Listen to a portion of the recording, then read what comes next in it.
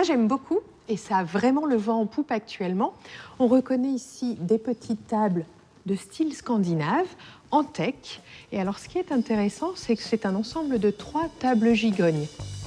D'où vient le terme gigogne? On pense qu'il vient du théâtre forain au XVIIe, un spectacle de marionnettes dans lequel apparaissait le personnage de Madame Gigogne. Et Madame Gigogne avait de grands jupons sous lesquels se cachaient des tas d'enfants. Par extension, on appelle table gigogne celles qui viennent s'emboîter les unes dans les autres. Elles ont été inventées en Angleterre au XVIIIe. À cette époque, on aimait pousser tous les meubles contre les murs de manière à avoir le milieu de la pièce totalement libre d'accès. Et on venait sortir les tables gigognes au milieu de la pièce pour prendre le thé. Les tables gigognes font partie du mobilier de tout temps.